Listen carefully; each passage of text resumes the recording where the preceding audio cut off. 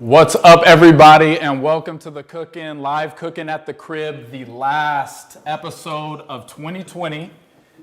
This is a very special episode. It is our holiday episode. We are celebrating everything on the calendar. Oh, yeah. Kwanzaa, Hanukkah, Hanukkah is Christmas, in full swing right now. Whatever you celebrate, we're celebrating it right now. I'm super cozy. You'll see the pants in a minute if you can't already see them. You see the Santa hat. I hope you guys are in some fuzzy socks, some PJs, all that stuff.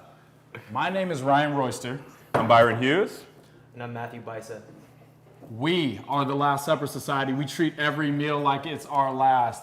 We are excited for our special guest today. We will bring him on a little later, but before we do, we had an amazing conversation with him, the legendary Dusty Baker, and when a legend speaks, you listen. So we are going to take you guys over to his winery where we had a great conversation. If you guys want to get a glass of wine popping, we actually made some spritzes with forged gin and some of that Baker family wine, proprietary white, and we had an amazing conversation. So listen up, peep the sip.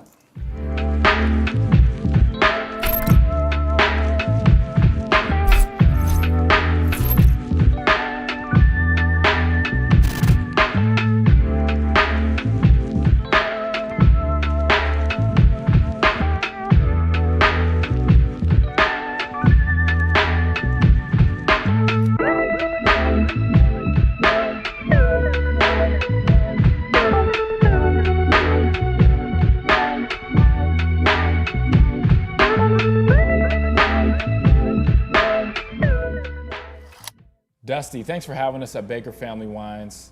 Diving right in, what I want to know is what's your secret to staying power? You came in the game back in the civil rights era and you're still here as we're knocking on the door to 2021. You're still relevant, you're still tapped in, and you have your finger on the pulse of what's going on right now. What's the secret? Number one, you have to be at the right place at the right time. Number two, you got to have somebody that believes in who you are and what you do. That's where the problem comes in, because most of us don't have anybody of color that are in a power position to place you, because unless you are a boss and you have the power to hire and fire, you really have no power. You know what I'm saying? Second thing is, I strongly believe that the Lord did most of this. You know what I mean? I was just at the right place at the right time.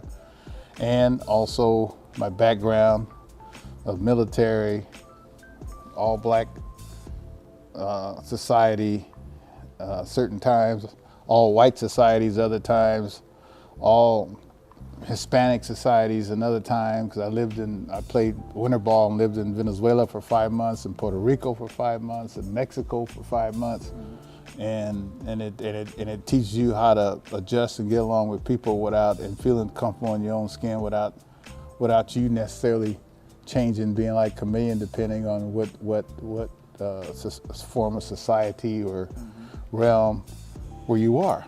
You know, instead of complaining about getting older, you say a prayer of gratitude for even being here, you know? It's interesting, when you talk to me about your age, it always rushes back to me as a realization, because it seems like you exist separate from time to me, because you know what I mean, you stay so youthful and so connected to what's going on in the world no matter what time. I remember you telling me about seeing Jimi Hendrix concert, but it was a few years ago. You were at a Migos concert. Yeah. So to me, it's like it just doesn't. You don't even That's change pretty good, your maybe, age. yeah. You know? Well, you know something, music doesn't have an age.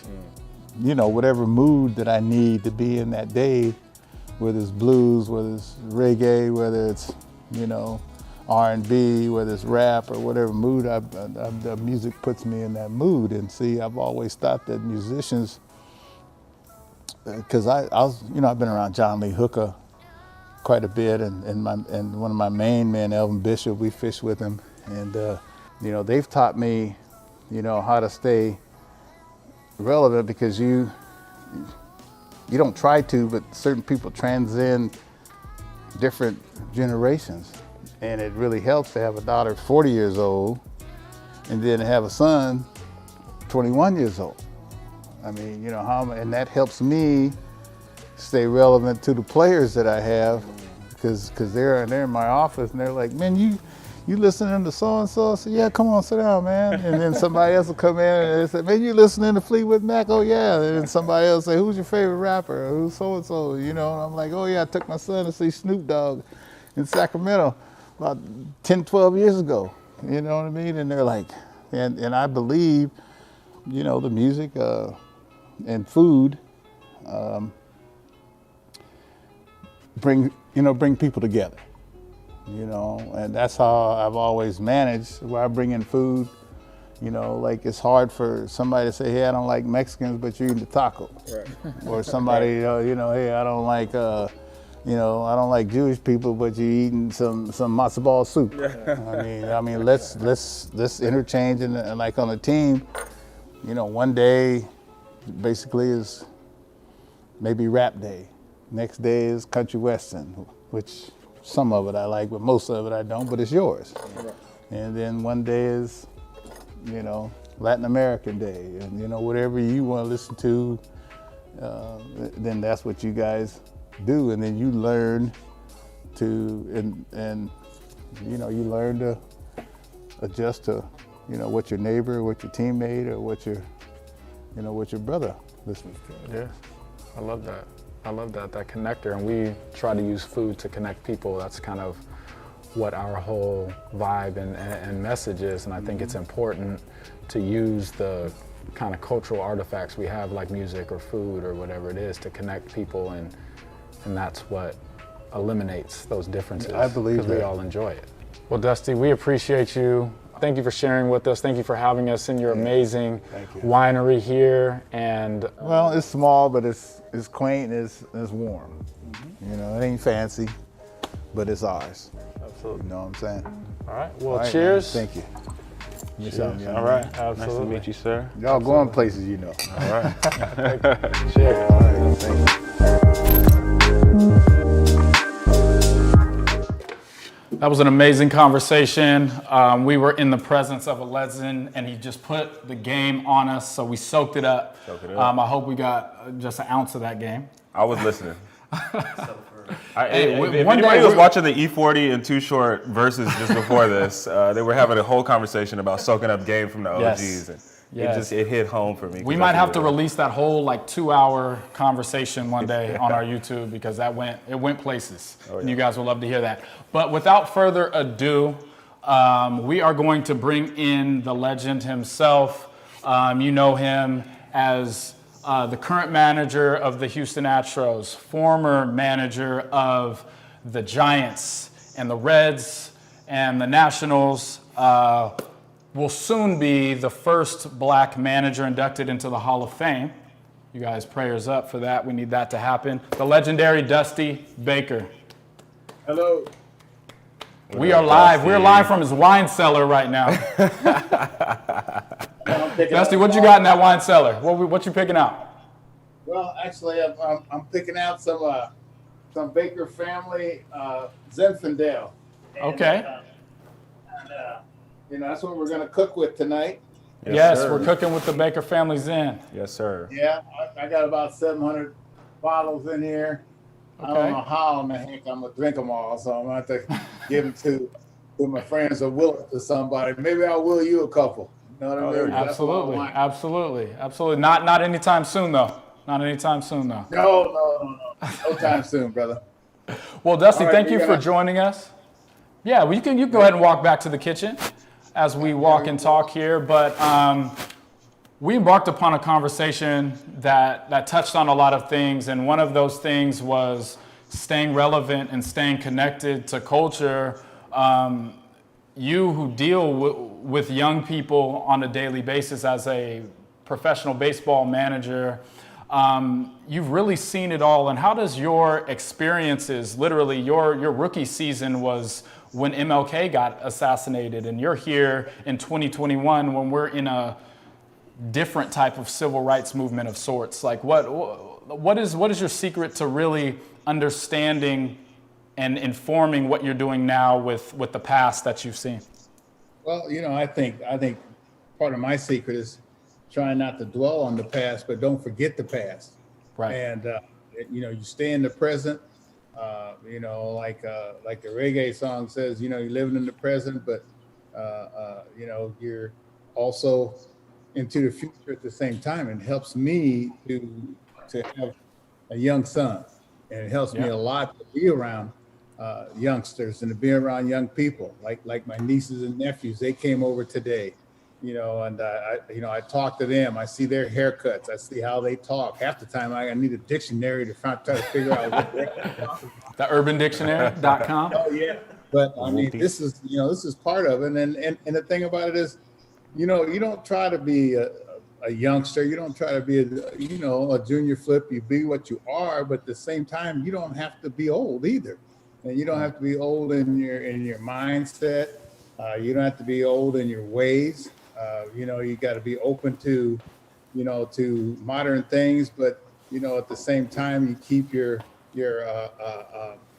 old time morals and dignity in what you were taught between right and wrong, I think. Absolutely. You're from Riverside originally, but you call Sacramento your home. Yes. We are, all three of us up here are Sacramento natives. Give Sacramento a shout out one time, man. I know you have so much love for Sacramento in your heart. Yeah, I do. I mean, I love Sacramento. When I first came here in 1965, I did not want to come here because, you heard that it rained all the time. And, I was going to be a big man at Riverside Poly and going into my junior year.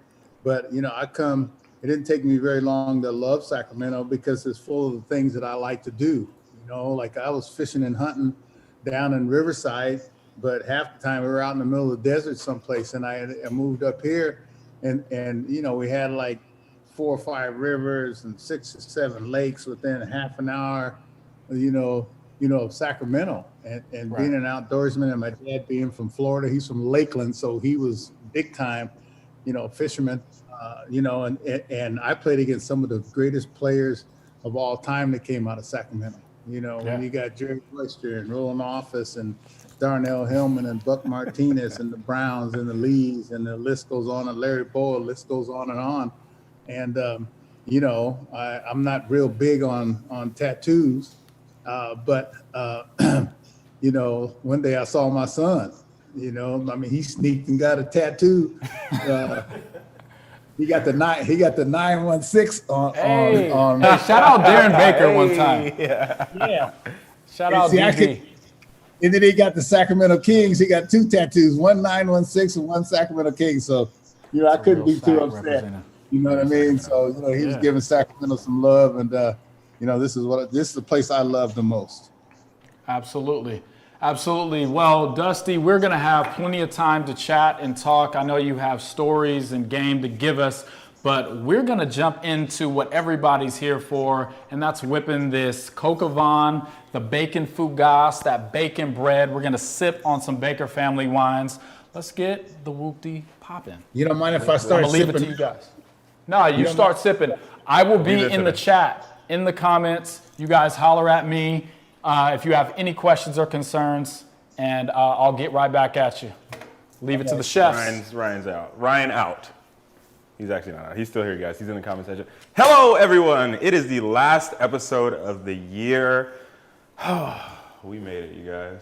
We made it together. This is a super special episode for us.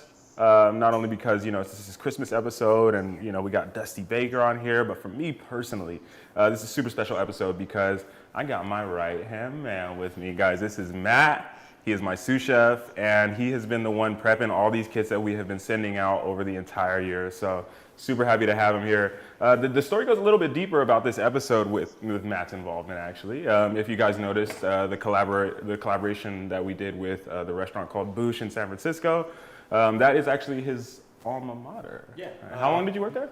About 3 years. 3 years. Yeah. Okay, so San Francisco, 3 years. You worked there for 3 years, and bringing them in and having him in, I thought the story was just super dope. So We'll get into a little bit more of that later. Absolutely. So without further ado, guys, I think it's time to get started. The first thing we like to do here at the Cook-In is go through our inventory. Check out what we've got, get familiar with it. So let's get our bags out if you don't have them already. Let's take inventory. And you know, I'm gonna go to the before we start part before we go through the ingredients actually. You guys should have your ovens at 400 and your dough should have been taken out of the container, out of the fridge, reshaped, and then left out to proof. If you haven't gotten to that point, don't worry. We'll go through it one time. Matt's gonna masterfully demonstrate his old skills from Boosh and show us how to do that bread. But let's go through the ingredients real quick. I think the chicken's still in the fridge. Chicken's still in. Can we get the chicken out? Let's see what we got here. Some carrots here. Okay. A little bit of mushroom here. All right, guys. Number 1, the chicken thighs. So free range, happy chickens. It's the only kind of chickens that we use. We marinate them with the 2016 Zinfandel from Baker Family Wines. Chef Jeremy from Boosh was actually like, use the cheapest wine that you could find. He said, you know, if you were in a pinch, you could use that, but it would not alter the taste Right. by any means. Right. Cooking with wine is always going to be a good situation, regardless Totally. of the quality. Totally. So we could have gone a more cost-effective route, I guess, but I feel like the collaboration with Baker Family Wines is only right that we marinate the chicken with their wine as well. So this is just it's going to be out of the park. It is the season. Number 2, we got some carrots. They're dirty, guys. These are nature products. They come out of the ground, so there is dirt apparent. So make sure to wash those. The greens are not garbage, but maybe we'll try and get creative with those at the end or something. Maybe figure something out. Yeah. Whatever. I haven't washed mine yet, so I'm gonna put them in the sink. Make sure you give your carrots a wash, guys. Nothing remarkable about those. Number 3, you guys all got this little baggie full of green and some onions and garlic as well. But the greens that are in there, you have a giant. Oh, here, let me take this out. What do we have? We have bay laurel, bay leaf. These are fresh bay leaves, a little bit more intense of a flavor than a dried bay leaf. We start getting them around this time of year, so we like to use the fresh ones instead of the dried stuff. We got thyme, spelled with the T-H-Y-M-E, one of my favorite herbs. That's gonna go on the braise as well. We got some rosemary. Those are aromatics. Also in that bag, we have 2 little onions. Maybe some of you got 3, maybe some of you got 2, depending on the size. 2 little Cipollini onions. And we've actually gone through the work of peeling them for you already. These are one of the most notoriously annoying things to peel in the kitchen. Absolutely. So we didn't want you guys to have to deal with that, so you're welcome. Also in that bag, garlic. We'll be needing all of this. All of this stuff is literally going into the coq au vin, and it will be, you know, just building up those layers of flavor, okay? Number 4, where's our booze? Here it is. If you guys came to if you picked up at Sacramento, you got a freshie bottle of this. This is the Baker Family Wines 2016 Zinfandel. I'm not gonna go into a bunch of tasting notes. I'm not gonna go into a bunch of tasting notes because I'm not a winemaker. I'm not even. I'm like less than amateur at drinking wine. So stuff's good. We marinated the chicken in it, and we're also going to be braising the chicken in that same wine. So if you came to the Sacramento pickup, you got a full bottle. If you're from San Francisco or Oakland, the container that you got, that big 32-ounce container, actually contains the wine that we marinated the chicken in. So. Good stuff here, guys. Before you, not for San Francisco or Oakland, but if you got a fresh bottle, before we're gonna pour this into the pot, I wanna make sure you guys all get a good taste of that too. We need 750 milliliters, we're gonna use about 700. So you got 50 milliliters to taste. What's next? Mushrooms. We got maitake mushrooms here, maitake frondosa. Hen of the woods, thank you for that. Beautiful mushrooms here. What we're gonna try to do, guys, is try to keep them in big chunks like this. I think we're gonna keep them in pretty big chunks, right? Yeah. I like them in big I like chunks. them chunky. Yeah, it's almost got like a meaty quality to it. So, super interesting mushroom, great flavor, and in braises like this, they just do the trick. So we'll get to those a little bit later as well. Number 6 are dough. Yeah, that's not what they're. So the fougasse, right? That was like the most That was like the most popular dish. It was definitely a staple dish at the time that I was working at the restaurant. It's a little bit different now. But traditionally at the restaurant, it would be baked in a loaf pan. But I actually learned recently that fougasse is actually traditionally flat. And it was used from the end bits of whatever the bakers had left over when they were baking throughout the day. So. And bacon is just a game changer. Yeah. I mean, everyone loves bacon. I'm telling you guys, I've gone to this restaurant many times, and I've had this bread many times, and it is freaking special. So very happy to be sharing this with you guys. It's actually not on the menu anymore. No, it's different iterations now, but like not bacon. Not the bacon one, huh? Yeah. So super special stuff here, you guys. This dough, we did not make the dough. We are not bakers by any means. I mean, I'm not. I mean, I don't know if you consider yourself a baker at all. I don't even dabble, y'all. Like flour. I don't even play with it. So we got this dough from our homie Mehdi at Petit Pain in Burlingame. They make commercial doughs and breads for restaurants and whatever you may have at hotels and stuff. So we were able to order this dough from them, bring it, bring some business to them, and then bring that dough back to Sacramento and share it with you guys. So we rendered the bacon ourselves and mixed the bacon in ourselves. But other than that, the dough is made by Petit Pain. So shout out Mehdi. Shout out Mehdi. What else do we got? Do we have anything else? Bacon. Oh, bacon. Nothing remarkable here, guys. Bacon. We'll cut this into lardons later. This is gonna actually flavor our coq au vin. Hey, chef. Give it some body. Keep just layering it up, baby. Layering it. This is how it is in the kitchen with us guys. There's gonna be a lot of witty banter, so just be ready for it. Okay, so what do you need? You need a pot. Okay. I had a lot of people hit me up like, I don't have a Dutch oven or a French oven or whatever. It's fine. I mean, I've got a French oven. Hey, chef. Hopefully some of you guys have Dutch ovens. Chef, can What's I that? add something? Yes, sir. Check it out, man. If I'd have known you need some rosemary and some thyme and some onions and some garlic, I raise all that out right out of my backyard. You could have cut our food costs down, Dusty. Why did you? You should have just offered that from the beginning. What else you got out there, man? I'm gonna come check that thing out. Please come check it out. Okay. Oh yeah, Continue. okay. You guys heard it here first. We're going tomorrow. No, maybe not tomorrow. So okay, what do we need, guys? So the vessel that we're going to cook the coq au vin in, it should be some type of pot, right? Some type of pot structure. Something with a lid. It doesn't have to be a Dutch oven. This is actually a French oven. And what differentiates a French oven from a Dutch oven is that a French oven has a slight curve in the lid. Dutch oven is more of a flat lid, I believe. So not much difference, honestly. It just kind of changes how the steam works in there and how the heat just travels around the pot. So very scientific. I'm not a scientist, so so you'll need a pot with a lid. It is going to go into the oven.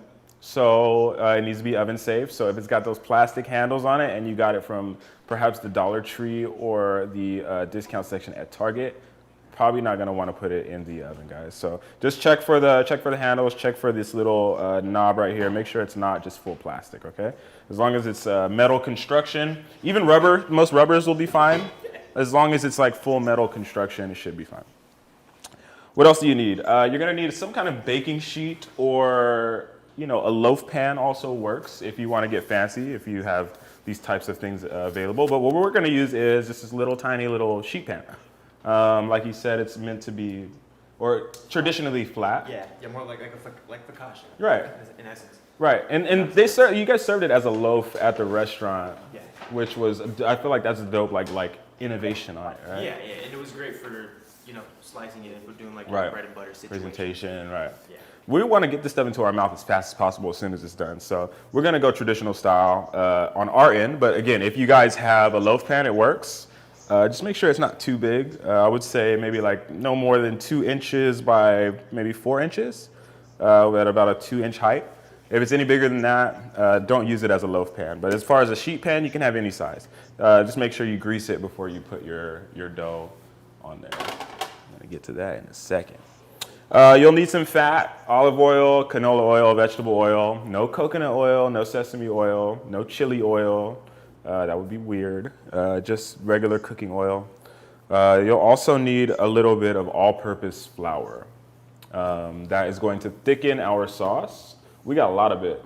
We got a whole pint of that. Come prepared. Pint of that dry. Yeah. Make sure you guys got some flour. It'll thicken our sauce. If you don't have it, not a deal breaker really. You can always thicken it with cornstarch if you have. Cornstarch I works. mean, that would work. Yeah, cornstarch works. And just, I feel like cooking over time, longer Some cook reduction, time. you can also mount reduce it with it. butter at the end, and Yes. that'll give it some body as well. Add fat, add body. Yep. Yes. Ooh, get some white lady. So that's all you'll need. And again, guys, before we got started, we should have our oven at 400, and we should have done a couple of things with our dough. Now, I want to go into that one more time, just in case the link that we sent or the instructions that we sent were not clear. Matt here is gonna demonstrate one more time what it means to reshape the dough, and then we'll show you what reshaped and proof dough looks like. So hand it over to Matt here. Use this area Clean right off his here. station a Thank little bit. you. Appreciate you. All right, so what are we working with? All right, so right now you should have your fougasse dough with the rendered bacon fat. Need some AP flour and a nice clean surface for you to work on and rework your dough. So what you're gonna do here is wash your hands, but I already washed mine. You're gonna I take can some of confirm this- you wash his hands. So you also take some of this AP flour here. Make sure everything is dry as well. You don't want to have any wet situations going on because it's not gonna be good for you in the flour. And then you're just gonna douse your work area And my iPad too. and your iPad. You know, seem to be messing up all the electronics lately. And then you also make sure you want to LeBron your hands. It's very important. Yeah, we cannot throw any flour in there, please. no, okay. Maybe like, a year ago I would have done that. So this dough came straight out of the fridge, right? Straight out of the fridge. Yeah, this is assuming that you missed the instruction part and you didn't do the reshaping part. So And also because this thing is living, so you also, as soon as you take it out, and if it gets to a certain temperature, it'll actually begin to proof. Yep. Which is actually what we're going to achieve after this. yes, sir. So again, LeBron. And then you're going to take your dough, and you're going to work it in like a mushroom cap kind of structure. Kind of tuck it under like this. He's like tucking with his hand. Tuck it under, work it like this. It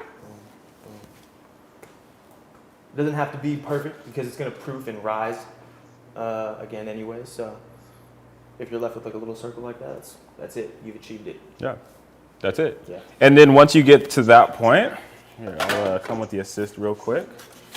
I'm just gonna do a little bit of fat here. I put a little fat on my baking dish. Dusty, how you doing? Oh, I'm doing Dusty, Dusty you already good? did this part. Dusty's ahead of the game. So a little fat on the baking dish, dough goes on. And then we're gonna put that baking dish, again, this is if you missed the instructions, okay? Or you just didn't understand or you were scared to do it or whatever the case. We're gonna keep that at a warm place. The warmer the better, honestly, because it'll start to proof a little bit faster. Don't put it in the oven yet.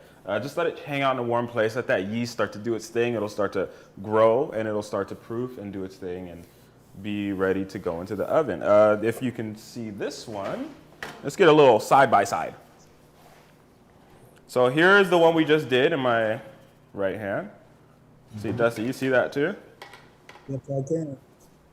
So this is the one we just did. And this is the one that's been sitting for about, I would say about half an hour or so. We reshaped about half an hour ago.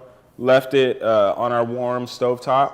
No flame under or anything like that. Just that residual heat from coming from the 400-degree oven is going to cause this to do its thing. And just, I mean, it's almost doubled in size. It's crazy. This is why I don't do baking, guys. It's too much science. It's very scientific. It's very scientific. It's always shout out to all the bakers out there for me. Yeah, shout out to all the bakers. So there's a fougasse. I think our first step is actually to put this in the oven. So let me just get my station defloured real quick. Oh, this is a Brian Royster decoration, by the way. He brought this from his house. He owns this. We're tizzing the season, y'all. Seasons are getting tizzed over here. It was December 1st at 12:01 a.m. and Ryan was already wearing a Santa hat. I was like, bro, where did you get that from? Did you like have that in your backpack or what? So I'm just gonna give a little cleanup. Dusty, where's Dusty's bread? Can we get a look at it? Oh yeah, I want to see your bread then. Hey, man. My bread looks more like your first one than the second one. Oh, that's great. Okay. That's There great, you go. huh? It looks perfect. Well, my wife told me to tell you, Melissa, that she did it. Okay. Hey, doing a great job. There's Melissa right there. Doing a I great see job. You. We should have just gave you the credit immediately. Okay, guys, so I think without further ado, we can hop into these directions. I'm going to grab my iPad here so I know what the heck I told you guys to do. Just in case we need to make any audibles. Yeah, so the first thing we're going to do, you guys, is get our bread in the oven. This is the thing that's going to take the longest. You can go up here, bro. It's been proofed, it's been reshaped, and so the next step that we're going to do is we're going to put a little bit of fat on top of it. That's going to help the color develop on top. It's going to get that nice golden brown, and it's going to actually add a little bit of flavor too. So Matt's going to ever so gently just whoop that up. Picasso. There we go. Looking good. So we got some nice fat on top of there. We're going to go straight into the oven from here. I got mine set at 400. Again, for y'all that didn't hear me in the back. What do you think? Top or bottom? Top, bottom? Bottom. Bottom shelf going in. Awesome. How are we doing in the comments, by the way? I haven't reached out to you guys yet. How are we doing in the comments? I want to hear how your bread situation is going. Were you able to reshape it? Did you proof it? Like, where are you at with it? The dough is made by such masters that it's kind of hard to screw this up. But There's a bunch of legends in the game tonight. yes. It's an honor to be among everybody. So many legends in the game. The people that made that dough are like literally all they do is make dough. Do we put it in the oven? Ours went in the oven, Dusty. We're in the oven. Okay. Chef, Yes, sir. if we just I've been cooking for years, but I've never baked bread. And I've always been envious of people that know how to bake bread, you know? Me too, Dusty. Me too. I like I said, I don't even dabble because there's a lot of measurement that happens. So I don't really do well with measurements. I like to freehand stuff. So baking just doesn't work like that. It's not as I impressive do as you well would with Oh, eating yeah. bread. It's like, you have to use a measuring cup for this. I don't want to do it anymore. I don't like it. Did we have a question in the comments? Yes, Alyssa wants to know if she just reshaped her bread, how long does it have to chill before it goes in the oven? It should grow a little bit. It'll be more of like a size difference that you'll notice. Should be like, maybe grow about like 30 to 40% of the original size. Yeah. Let it grow. If you did it in an ideal situation, it would like the size of ours. I mean, it was almost double in size. Yeah, it's What it takes is the right kind of temperature and environment for that. So don't worry, it's still gonna bake. It's still gonna become bread. Just let it chill in a warm area for, I don't know, maybe 10 or 15 minutes. How about that? We'll get started with our coq au vin, and then, if you're one of the people that just reshaped their dough, I'll give you a cue. You put the dough in or whatever. Just keep an eye on it, okay? Bread's in the oven. Okay, so we're gonna get started on our coq au vin. There's not a lot of process here, actually. So I'm gonna try and stretch this out. We're gonna have some fun. The first step that I want you guys to do is to season your chicken. So I'm gonna get a little bowl out here. Chicken's coming out.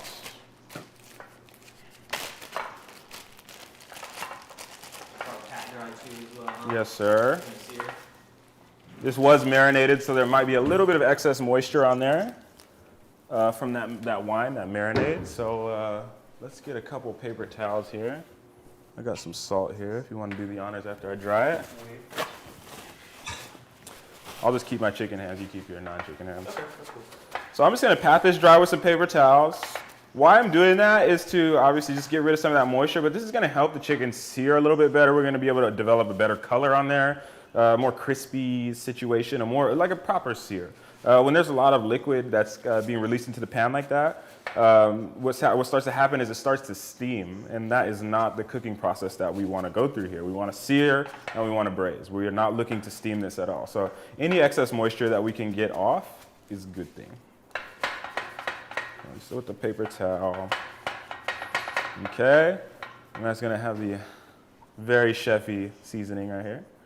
That's one side. Hey, Chef, did we tell people how long the bread's in the oven, or are we just playing this? We're gonna use some instincts. Yeah, we're gonna check it because I actually never baked with the size format of this bread. Yeah. So we're just gonna keep checking it, maybe in like 10-minute intervals. Yeah. And we'll go from there. Yep. Yeah. Yep.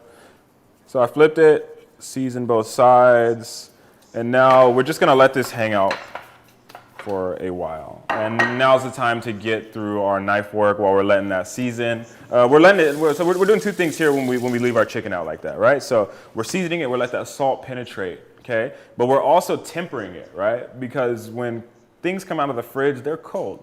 When cold things go into a hot pan, that causes the temperature in the pan to drop drastically. And then you start getting weird cook times, and then your sear doesn't happen the right way. So what we're gonna do is we're gonna leave this out on our counter, room temperature, just until we're ready with everything else, I would say. There's no really like time limit. It's just like kind of knocking some of that chill off of it so that when we go in the pot or the pan or whatever you're using, it's not so cold. Dusty, you got your chicken all ready? I'm using Hawaiian sea salt on there. I just There we go. my favorite stuff to cook with. Okay. It's Hawaiian. So you got a little skills in the kitchen then. Not bad, not bad. Hey man, when you're the oldest of 5 and you're in charge of cooking, while your parents are working, you learn to cook or you starve, I hear that. Do you have a peeler out yet, Matt? I'm the baby boy, and my big course brother you do. didn't cook nothing for The me. most prepared. You're the baby boy. Okay. Did you wash dishes at least? Yeah, my brother didn't cook anything for me though.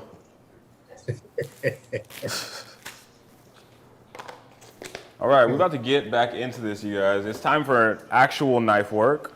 What should we do first? What do you want to do? What do you want to cut first? I'm gonna just pick some herbs while you do your carrot. Okay. Yeah. I'll do a little bit of knife work over here. Let's do it. Okay, guys, so we got our carrots here. Like I said, these greens it's not garbage. We can maybe save it for garnish. I made like a pesto out of this before. There's all kind of stuff you could do with the greens of a carrot. But today, we're just gonna hide them. We'll just hide them back here as like a little set garnish. Wash our carrots, of course. Right around where those greens start to come out, there tends to be a lot of dirt accumulating there. So just get in there and just give it a good rinse. Dusty's already got his knife out. He's cutting. He's faster than me.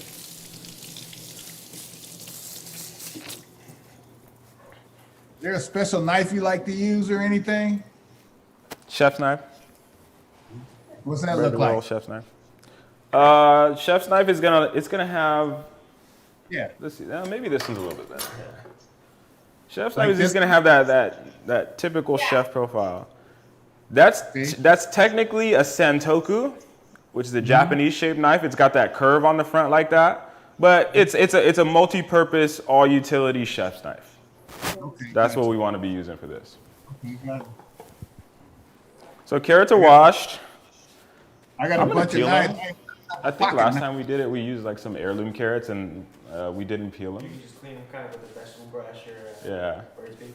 I'm gonna peel these though, just for the sake of it.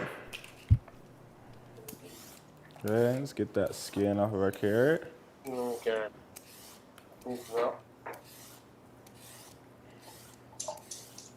It's nice to get to eat cocoa vine twice in 1 month. Twice in 1 month. Yeah. I didn't even know that this was like a French Christmas thing. I just thought it was just super French, just period. But this is like a Christmas thing. Well, because like the history of cocoa vine is usually traditionally you use a rooster, right? Oh yeah. And then, and the reason why you stew it for so long is because you use an old rooster and their meat is incredibly tough. Mm-hmm. I wonder what the significance of that old rooster is with like Christmas time. I don't know. I don't know, but I live with a couple of roosters opposite to my house.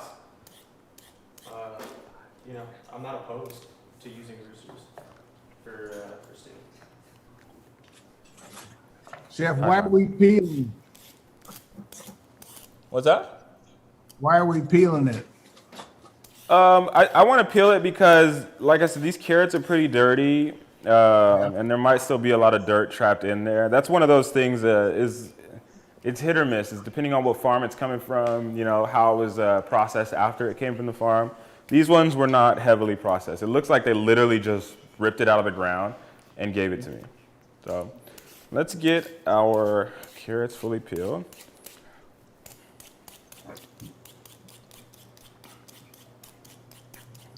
While we're peeling, Dusty, Chef speed here. we got some questions in the chat. Okay. I know you've answered this a lot of times, but the people in the chat want to know about the high five. Well, So people say, just to bring everyone up to speed, they credit Dusty as the inventor or the co-inventor of the high five, the actual high five, the celebratory gesture. I might have been the Yeah, I'll go as far as that. But Glenn Burke invented the high five, and he gave it to me first after I hit my 30th home run on the last day of the season. And he met me on the on-deck circle, and I didn't know what he was doing. He just had his hands up in the air, and I just reciprocated. So, you know, a lot of people have asked me that. I know Magic Johnson said he invented it, but he might have been 10 years old when he invented it. So we're gonna credit you in the history books as the co-inventor of the high five. Okay, I'll take There we that. go. So for your trivia, guys, if it ever comes up in trivia, there's your answer. It's probably going to be Dusty Bacon. Okay, guys, if you have gotten your carrots peeled already, give yourself a high five. It's just, yes, thank you. Carrots are peeled up. We'll take it slow. Just give me some thumbs up in the chat. Let me know if you're ready to move on to the next step. I don't want to get too fast. There's 2 chefs in the kitchen right now, so this could go very fast if we needed it to. If I let this... I'm trying to take my time. Yeah, let's take our time. Your time? Taking my time. Oh, my God. Have we messed with the onions yet, you guys? Not yet. Not yet. No. See him still sitting over there. I've just peeled my carrots. Matt's picked some herbs. Got bay. Hey, what you please? How we doing with the bread? We got some bread anxiety in the chat. Should we do a little I'm having check? it too. Let's Let me just tell you guys. I'm having bread anxiety too. But there's a little thing that we use in the kitchen called instinct, where it kind of helps with that anxiety, right? I'm not really smelling anything yet. I got other stuff to do. I know that the cook time is going to be not sub 30 minutes, probably, right? What would you say? Yeah, I mean, I don't know, it's 400. Like, traditionally, what I'm used to doing is like 400. Maybe max, like at max, you'd be playing with like an hour. It's varying on your oven as right. well. The oven is a big thing too. But right now, I mean, let's take a look. Yeah, we can look at it right now. Yeah. Holy moly! It's bigger. It's doing stuff in there. How crazy is that? Yeah. Go look at mine. So Pull it out. ours is already. Should we? Yeah, let's pull it out. Let's pull it out. This is not good for the cooking process, and we're doing this simply for to show you guys, but it's already doing stuff. Okay, it's already doing stuff right here. Yeah. So starting to develop a little bit of a harder exterior. It's puffed up. I'm starting to smell bread, but we need to get that thing back in the oven ASAP. He's got his super chefy. It's feeling good. Did anybody start a timer, by the way? Anybody in the chat start a timer? No, I would like to know the exact cook time of this. No one knows the timer. Some people do. If there's any anxiety, I mean, I feel like if I was an anxious baker, I would probably just set a timer just in case. Sure, but they're precision, so they got everything. Hey, you guys, Aaliyah Howell, yes, or actually, Chef, you tell him she was trying to wait to bake the bread, but that's probably not the smartest thing to do. Okay, so the dough that we gave to you guys was already about 36 hours old when you got it.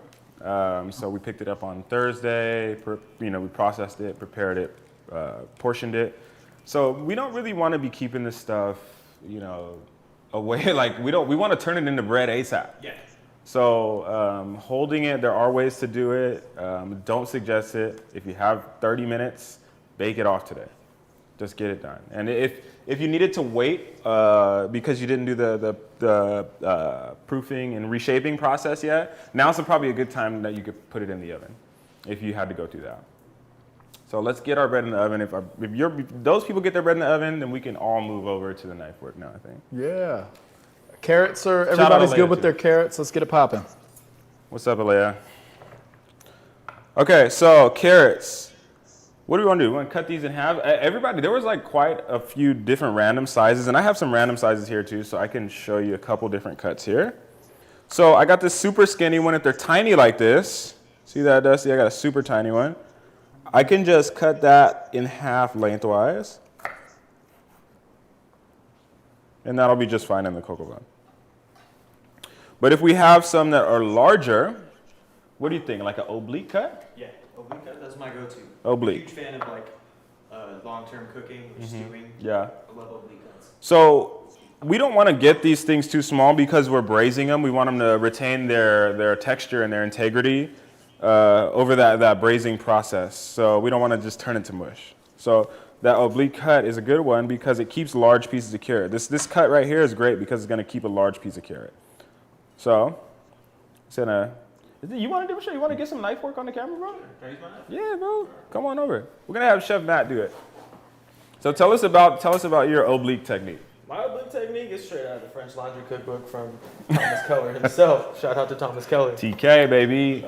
It's the main reason is to like give it some type of shape and something that's a little bit interesting to look at, but also cutting in larger oblique shapes.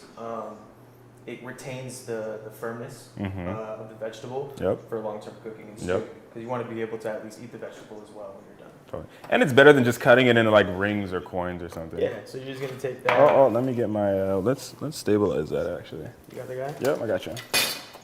There we go. Thank you. Look at that, chef work. Cool. There we go. Yeah, so you're going to, after you do your diagonal cut, I just rotate it 180 and I kind of hit it like that. But you can get a little bit more like, it doesn't have to be perfect. I love like the rustic element. Yeah, super rustic. You know? Super rustic. So he's not moving his knife, guys. He's moving the carrot. He's rotating the carrot. One cut and then rotate the carrot. One cut, rotate the carrot. The knife is pretty much staying in the same angle, same position. Dusty, you probably can't see it as well as they can on the camera on YouTube. Let's see if we can get that. I think I got it, man. I think I got it. Okay, yeah. There you go, sir. Yeah. That's a nice knife you got there too, Dusty. Man, thank you. That's lovely. I love knives. I got about 1,000 of them. All right. So we're cutting, rotate the carrot. Cut, rotate the carrot. Cut, rotate the carrot. Then what you end up with is these like kind of just like different shapes. And this kind of stuff looks great on a plate, guys. Great on a plate. But if they're super tiny like this one, I would suggest cutting it just directly in half lengthwise. And having a variety of shapes like this, it makes it more of an interesting thing to eat. All right, carrots are done. Carrots look great. What else do we got to cut? We got to cut some onions, cut some garlic. Cipollini onions, super simple. I think what did we do? We cut these in half, right? Yeah, let's go, man. That's what we did last time. So just right through the center of that guy. Yeah. What size are your carrot pieces, chef? And Quarter to a half inch. do we have a ruler? No? I got other stuff, but I don't got one. Wasn't prepared for that. I've heard that this part of my thumb is an inch, so let me see. Do we cut? I would say that's about 1.43 inches. So cut all of your carrots to 1.43 inches, you guys. It's very important. It's not that serious. It's not. Thank you, onion. Onions cut right in half, and what we did, guys, is we just cut it right through that center of that onion. These are going to be delicious in that braise. Anything else? Garlic? Cut over there? Yeah. All right, guys. So garlic. Here's my whole story about garlic. First of all, everybody's like all the time. Dusty, you have a question there? No. Yeah, kind He's of. killing it, man. He's crushing it. Cut the ends off the onions or just leave the ends as they are? Leave them on. Gotcha. Leave them on. You should end up with 4 onion pieces. That's what I got. Check it out. Check it out. What you think? Perfect. I left my wine somewhere, and it's It's really, right here. Onions are cut, carrots are cut. Let's talk about garlic for a second. I feel like garlic is one of those things people are like, oh my God, I love garlic and everything. It doesn't work like that. And the way you handle your garlic too is important. And so for something like this, for a braise, I think I want slivers of garlic. I don't want to cut my garlic up and really just chop it up a bunch on the board, because when we do that, a lot of those essential oils, a lot of the actual just like flavor components of the garlic get left on the cutting board. I want those to go into my food. So I'm going to cut them into slivers. So lay your garlic as flat as you can find it. Find which side is the flattest and most stable. I did kind of already cut them in preparation for cubing them. Oh, he pre-slivered it for me. Let's see what you did there. Okay, so let's find that flat side. And then all we're gonna do is just cut slivers of garlic. Aren't you left-handed? No, I'm right left-handed. Oh, you right left-handed, that's right. What does that mean? Does that mean you're not left-handed? That means I can't make up my mind. That sounds pretty left-handed to me. I'm right-handed, guys. I do everything with the right. He's amphibious. Amphibious. Okay, so what I was left with, guys, is these just slivers of garlic. Slivers of garlic. So here I'll show again. Flat space. And then just make slices.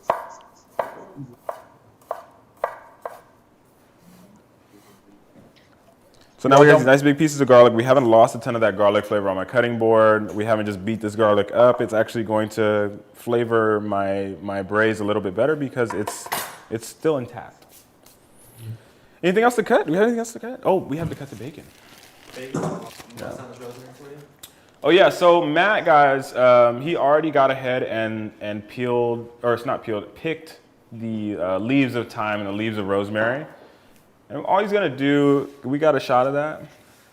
All he's gonna do is just bust those down, proper bust down.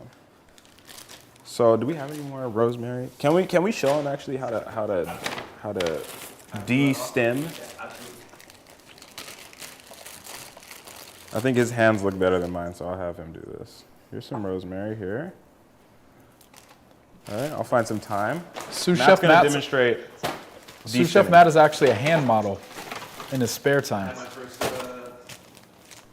debut for the reveal. Oh yeah? Yes. The T-Lo photo shoot. Yeah. Okay. Same technique here too, huh? So it's a very simple one actually. You just literally, so you see the way that the leaves of the rosemary and the thyme go. So what you want to do is simply go against the grain and just Strip them. bam. And then once you get to the tip, just kind of pull it the other way.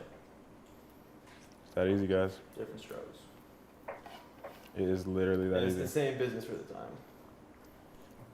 The thyme can get a little stemmy, and the stems are a little bit more fragile, I think, than the rosemary. So it might take a little bit more attention to detail, but same thing. You're going against the grain. Especially when you get it from different purveyors, it's always going to vary the time that you get. You can't walk away from it. I love rosemary and thyme. Right outside my Oh window. yeah, that fragrance. That smells amazing. I'm left-handed too, by the way. guys. Are you really? I'm left-handed, yeah. There we go. I think you just made that up right now, you guys. Google it.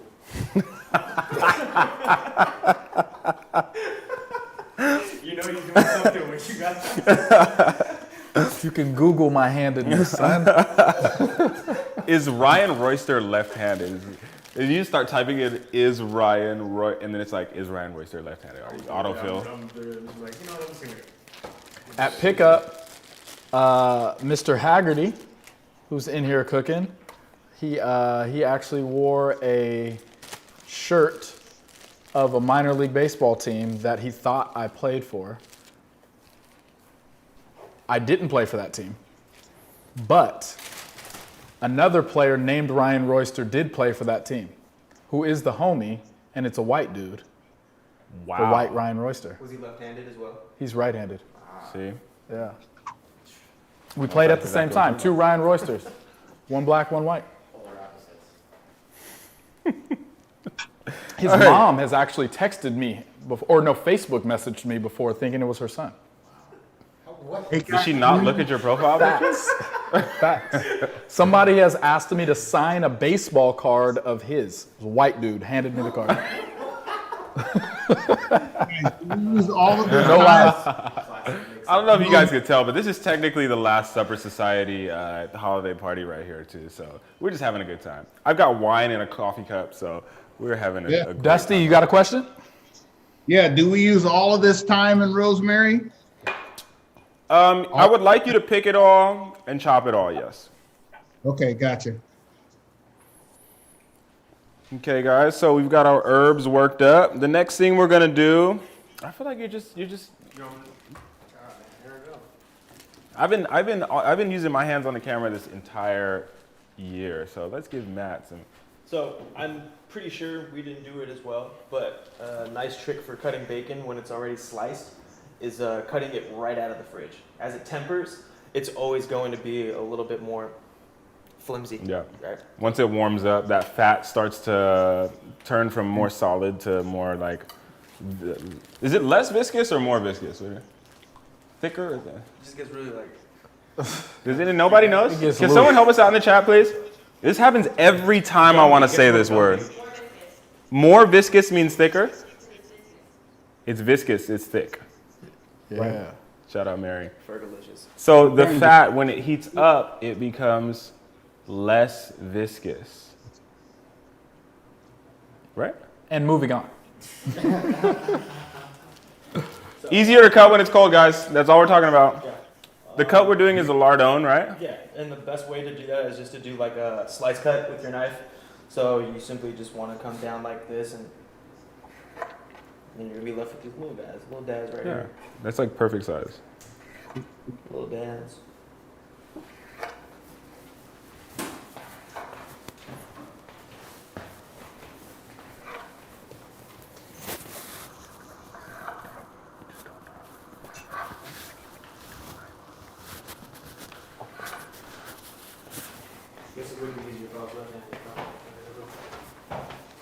Bro, this whole time I thought you were left-handed. You're just kind of left-handed. Kind of left-handed. Right. All right. I think that's it for knife work. We don't have to do really anything else. The mushrooms should go in pretty much whole. Cut that little nub off. So yeah, some people are gonna have that nub. Yeah. I don't want no nubs. I don't want no nubs. A nub is a... Is that mushroom there? Y'all are crazy. Okay, so some of you guys, we're just having way too much fun right now. Okay, so some of you guys might have mushrooms that have a big nubby end. Not exactly like good eats. Shout out to Alton Brown. So we can just kind of take that off a little bit. Might cause a mushroom to break up a little bit, but it's nice when we keep them in big chunks like this. I like that. These are good looking mushrooms. Really good. Yeah, that's special. Special mushrooms. Ooh, we got some people with whose bread is ready. Oh yeah, what's our bread looking like? Go ahead and check the bread, y'all. By the way, we have an Olympic rower cooking with us, Ooh. Kate Johnson, and we used to measure viscosity of the water, which would have impact on our speed.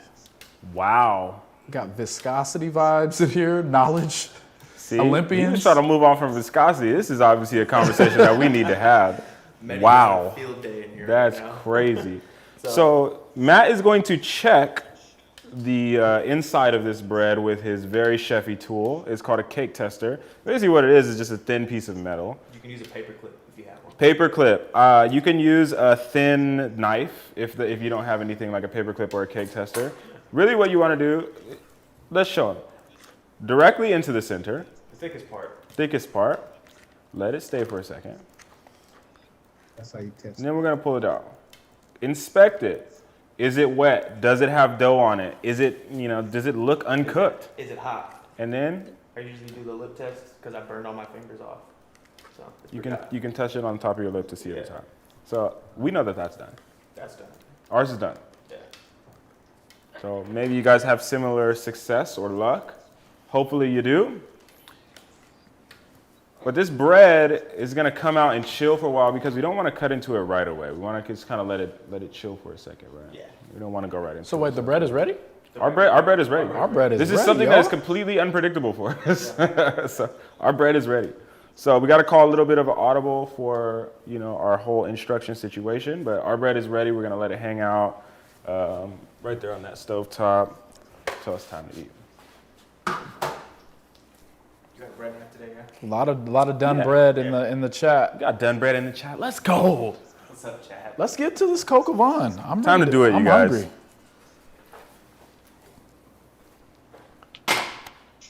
The French oven is out. Okay, guys. So this is very easy. Stick with me. We're gonna go. I think we should go chef speed on this. What do you think? Can we go chef speed? No. Why not? Breads are being done. We gotta eat. Okay, we'll just check in with them. Let's go. Let's check in, guys. This, I promise. You can follow me. Okay, you can follow me. Let's get our pot on the heat. High flame, high as it goes, full whack. I got some vegetable fat here for you as well. Oh, thank you. I'm gonna go directly with my fat right now. That was about, 1.78 tablespoons. Probably even use more. Make sure to measure that. Is that oil? Don't measure that. It's not that serious. Dusty, yes, we got oil going in. Oil's in. I would say about 2 tablespoons. Tablespoon and a half, 2 tablespoons, somewhere in that realm. We want to make sure we have enough fat in our pan so that we want the chicken to be touching fat before it touches metal. So, it's that barrier there. Just make sure you got enough in your pan. My flame is on super high, as high as it can go. And we are going to not get sketchy hot. Sketchy hot would be this is smoking and it's like, You want to see a shimmer in the we oil. want to just see the oil start to just dance around in the you pan a wanna little see bit. Just, Yeah. don't let it get there. This will get there pretty fast too because this burner does the trick. Michelle, yes, we have heat on the pot and we have oil in 2 tablespoons. Let's recap. Let's do a recap while I'm waiting for this to heat up. The chicken was seasoned with salt. Pat dry with paper towels and the chicken was seasoned with salt. We peeled and cut our carrots in obliques. Whatever size you cut them in, not that serious. We cut our cipollini onions in half across the, whatever that is. They're in half now. We picked our thyme and our rosemary. We didn't chop this yet. No, but I'll gladly chop it for you. We didn't chop this. He's going to chop it on his cutting board. We slivered our garlic into shapes like this. Nice thin, let me get a thin garlic sliver. We cut our bacon into lardons, which is just cutting it across the short length into maybe, 1/2 inch, 1/4 inch pieces. What else? Our maitakes, if they had big stimmies, big nubbies, we chopped those off. Pan's hot. It's actually starting to smoke. I'm going in with my chicken. Skin side's going down first, guys. Skin side down first. And when you put it in the pan, it should sizzle, of course. I'll turn that down a little bit. But just let it move around the pan. Move it around the pan. When you get it in there, move it around the pan. What this is doing is it's ensuring that, fat is actually contacting the entire skin side and that we're getting the proper sear. Chicken's in. I'm gonna crank the heat down just a little bit. I would say I've gone from from high to medium. Next piece goes in. Give it a little dance around the pan. And again, guys, skin side down. Do we have any fire alarms over here? Can we get that? That door open, someone? Anybody? Hey, Dusty, we see the skills. We see them. They're not going unnoticed. We see you working. Hey, I'm trying to pay attention. You know why I'm Hey, paying attention? cooking's 'Cause I'm about instinct. 5-10 seconds away. Instinct. We know you got those instincts.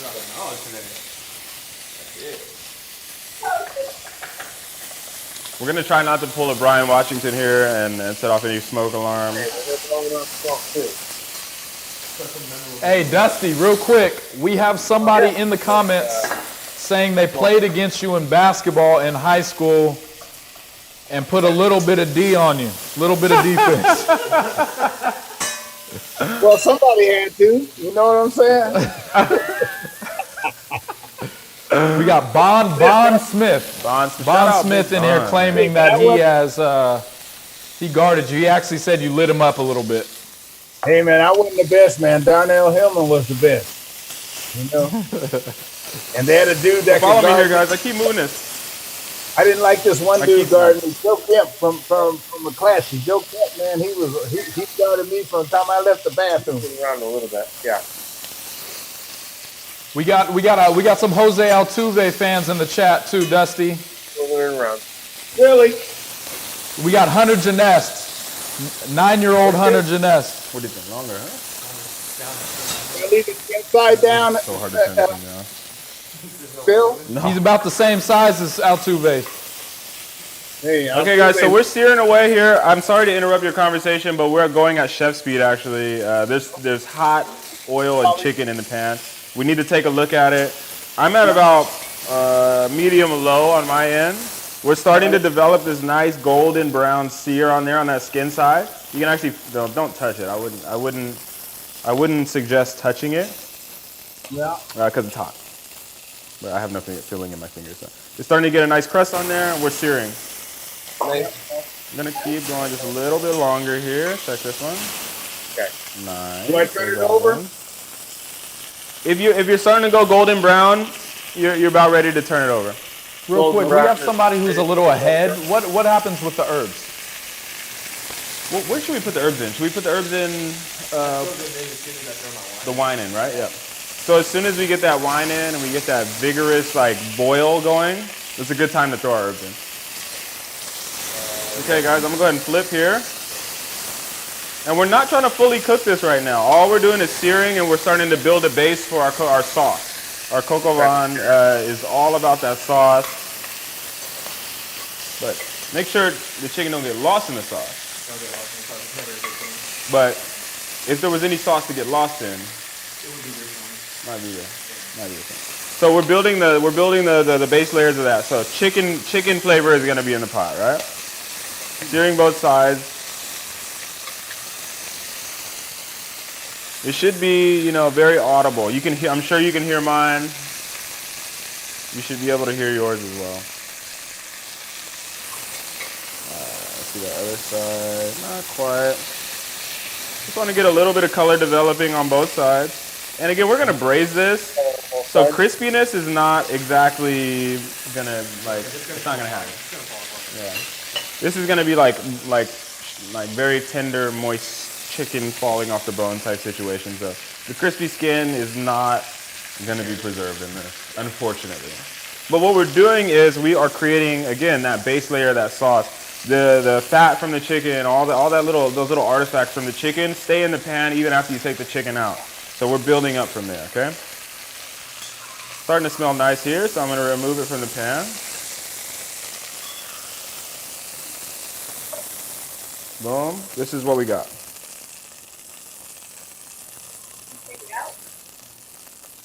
Yeah, it's out now. Okay. Golden brown. Nice.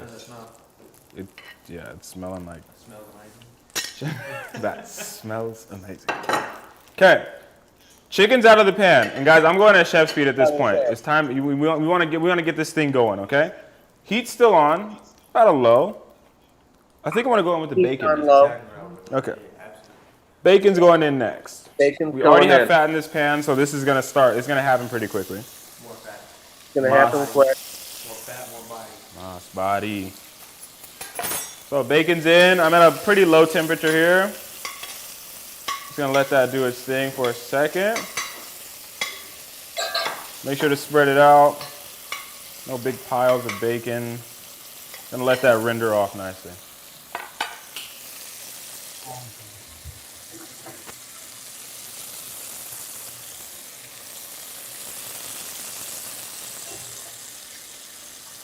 Oh, for my segment here? For my segment, I'm going to have the white. How we doing, Dusty? You with me? Oh yeah, man, I'm with you all the way. This is easy mode stuff right here, man. And I'm sitting Move the bacon around a little bit. I've been starving. And again, kind of a similar thing with that chicken. We want to get some of that bacon. We want to leave some bacon artifacts in our pan. We're building on top of flavor on top of flavor. So we got chicken, and we're going to have bacon. We're adding our onions, we're adding our garlic. We're just building. Then once the wine goes in, it's just like this party time. Can the homie Roshan wants to see the herbs real quick? Yeah. Yeah, they're cooking the bacon right now. I think that we're going to add the wine here real soon. Which one are we doing? So this Roshan is what I would call a bust down. We have plucked all of the leaves from the stems, and then just with our knife, we're just like busting it down. Chop, chop, chop. In chop. Chopping something I can't see. Chop. Neither. Chopping something. I think he might be chopping the herbs. What do you? I was just explaining the herb choppage, guys. Sorry. Shout out Rashawn, Unseen Heroes, Maritza, the whole family. Love you guys. Merry Christmas. Bacon's starting to get some golden brown. I think we can start going in with other stuff, you know. Starting to get golden brown. We're starting to get a little bit of color on our bacon. We don't want to like burn it or anything, so it doesn't need to be fully cooked. Don't forget, we're braising this stuff, okay? Next in, I think, onions. Onions could go in. And again, we're just building flavor here. Carrots in too, huh? Carrots are kind of a harder vegetable, so they take some time. So carrots can go in as well. And notice I'm not seasoning this yet, guys. I'm not seasoning it. We're not going to season it because it's a braise. It's going to reduce. If we add salt now, the amount of salt that we start with is going to reduce and concentrate. We want to avoid getting it too salty. So at the not the very end, but near the end, we'll check the taste, check the salt, and adjust as necessary. Okay, carrots are in the pot. We're moving now. We're moving and grooving. Now, do we want to get any color on the veg right now? We want to get a little bit of. I mean, honestly, it becomes impromptu at this point, right? Yeah. Like if you want mad depth, Yeah. you can brulee and caramelize your vegetables Yep. if you want to. Yep. If not, if you want to go traditional, it's totally fine to just open up the aromatics a little bit and Yep. you can just get right to it. You know. Open up the aromatics. I think that's a good. Yeah. What we're trying to do is trying to activate all of these just different ingredients in different ways. So the bacon, the onions, these are all getting activated within this fat that we have in the pan. And those flavors, they don't go out. They stay inside. So think about it like that, guys. I'm starting to smell all kind of stuff now. So I'm going to go on my garlic. And once you put your garlic in, guys, then we're really at chef speed because this stuff's going to burn fast, right? So garlic's going to go in. As soon as I start to smell that garlic, I'm going to pop in my mushrooms as well. Or would you say we go in with mushrooms yet? Yeah, we can go with mushrooms right now. We can go with mushrooms, right? What heat are we on the pan right now? I'm at about a medium, I would say. Medium low. And what's our oven doing right now? Our oven is empty. No, should it be on? It should be on, yeah. It should be on still at 400. We got a multi-purpose oven today, guys. And then at what point would you like to throw in your flour, your AP? And our bacon is in, guys? Bacon's in. We started with chicken, took it out, moved on to bacon right after that. Thanks. When should we add our flour? I mean, so there's a number of ways that you could do it. We could do it right now, huh? You can do it right now and add it into your veggies, but then you can also do something with, remember beurre manier? Yeah. With, you do butter balls Yeah. with the flour and you mix it in like that. And Yeah. it's a little bit of Technique. technical. Yeah, very technical. So I said we go in with the flour I right said now. we just powder the flour and we kind of mix it in with the fat and go from Yeah. there, right? So the flour that I asked you guys to grab, the reason for that flour is for thickening the sauce. We're basically making a roux. Roux needs two things. It needs the starch and it needs the fat. So right now is a great time to add some flour because there's plenty of fat still in that pan. There's not any other water or liquid really in there. I think now would probably be a good time to do it. So let's get our flour. So what's in our pot right now? In our pot, we have bacon, carrots, onion, garlic, and also this amount of flour, which is probably, I don't know, tablespoon and a half. So mushrooms are not in, herbs are not Mushrooms are not in, herbs are not in. Only thing that's not in the pan yet that you guys still have are mushrooms and herbs. So that was about a tablespoon, let's see. Flour goes in, give it a little mix. We might need a couple extra tools here, just seeing what it's doing.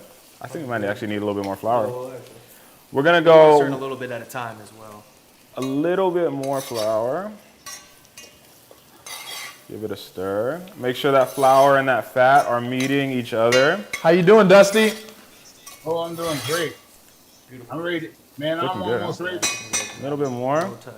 So end of the day, for us in our size of the pan, our width of our pan, the amount of ingredients that we have, we added about 2 tablespoons of flour, I would say. 2 to 2.5 tablespoons of flour. You got to think we're adding 32 ounces of wine to this, so we're going to need, a solid amount of flour. I'm stirring it, and basically what we're going to do is let that flour cook out for just a second. Now's a good time to get our wine at the ready. We're not pouring it in yet. We're just going to get it at the ready. Hey, can we get a shot of inside the pot? Oh, yeah, for sure. Let's see here. Thank you, Chef. I got it, though. Got it. Can we see inside there? Okay, am I starting a fire on this other side? No, you're good. Okay. So you can see all the ingredients. The flour is starting to like kind of gum up and just get kind of weird in there. It looks weird right now, but what it's going to do once the liquid gets in the pot is really where the magic happens. So what you should see is not a ton of fat. There's not any liquid or any fat. The flour, the starch has absorbed all of that fat. And so it's holding on to it. And so once we introduce that liquid in there, it'll start to cause that liquid to thicken. And also cooking out the flour as well. Yeah, we need to cook the flour out. You'll notice if you don't cook it out, it'll be grainy. Grainy, yeah. Yes, did the fire So be over a like low flame, I would say. low flame? Okay. What's that, Dusty? Yeah, low flame. Low flame. We're gonna just let that flour just cook out a little bit. Make sure you got your wine right next to you, the drinking one and the cooking one. You should have your mushrooms and your herbs next to you as well.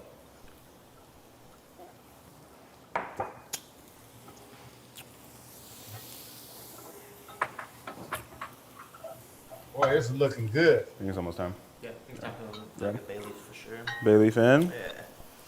So we just did a Super Chefy smell test to see if anything's burning or just where it's at in there. Nothing's burning, that's good. But we're starting to smell, I feel like I'm starting to smell that flour cooking up. Yeah. I can't really describe it. And it's a look as well. Like you're starting to see everything caked up, like kind of ready to Caking up. It's ready to go. Caked up. Yeah. I'm gonna go in 2 bay leaves for this. Yeah. It depends. Like for long-term cooking, I would say 2 because you're gonna get real intense flavors.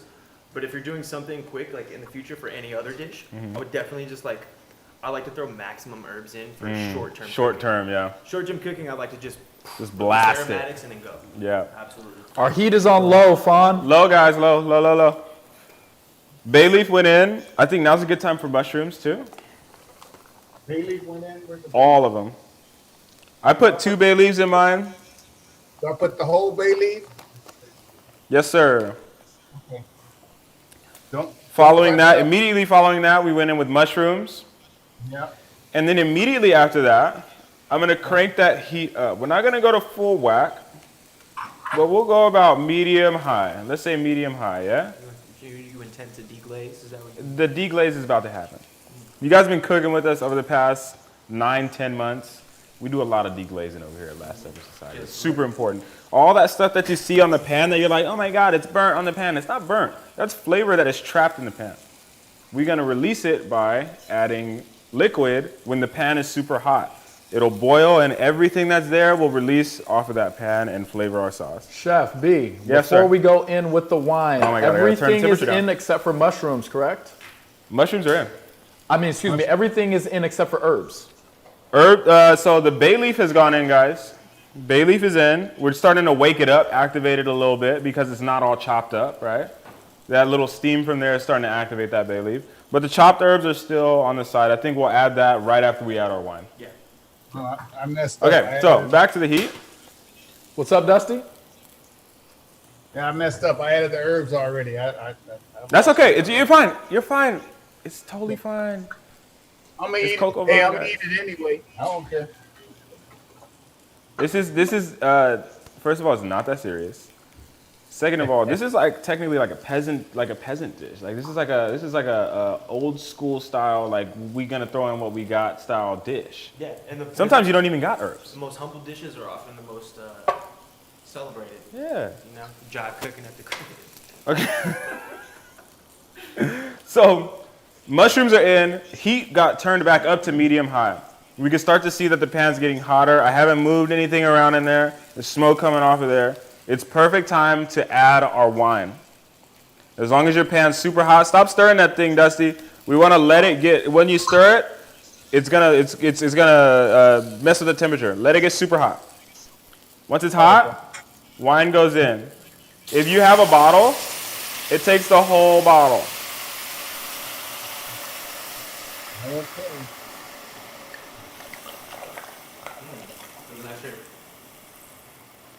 All right. Wine's in. Immediately, as soon as I had the wine in, it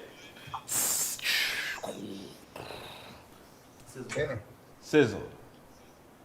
Not boil. It's not boiling. And at the same time, too, you can either use a spatula or a metal spoon. Scrape that frond off. Scrape all of that frond. Technical terms here.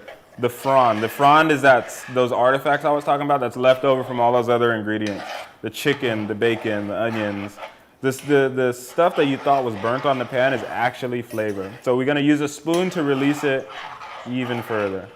And you can hear it. Let me just get my mic in there. I'm scraping that thing. Look at that. Mm-hmm. It's not a very pleasant sound, actually. And then you also... Sorry, Chris. You got the good headphones. Okay, so wine went in. Herbs should go in. Go all of it, huh? Herbs in. Immediately, chicken in. Oh, just spilled salt all over the place. Now you gotta throw pepper Is that what you do? You supposed? somewhere. I think it's like over your head. Oh, okay. So everybody is now in the pot. We can see that we have a beautiful stew working on us. What we're gonna do, guys, is we're gonna bring this up to a good boil, reduce it down to a hard simmer, I would say. And we're gonna just let it simmer on the stovetop for some time. We'll say maybe at least 5 minutes. So we're gonna simmer. So what we're doing right now is we are bringing everything together, and we want to get it up to that cooking temperature, that braising temperature, right? Braising temperature, I would say slightly less than boiling, for me at least. Yeah, and then also too, before you even think about putting it in the oven, you want to cook off all of the alcohol. Oh yeah, that's right. So a good test for that is doing the little waft. And if you smell any kind of alcohol. If you get drunk from sniffing this, keep cooking it. Yep. That don't sound good, you know. It's not. Dusty, we just poured a whole bottle of your wine into a pot and we're cooking with it. Has any other chef done that yet? Never. I mean, I cook with the wine, but I just put a little bit. I've never put the whole bottle in there. You're teaching me something. This is a very specific dish. I think we thought about using less wine and actually cutting it with like chicken stock or water, but it just wouldn't be coq au vin. Yep. It needs to be braised in only wine. Do I have it on high now? Do I have it on high? Yeah, so you want to get it on high so that it comes up to that boil. And mine is just reaching that super hard boil.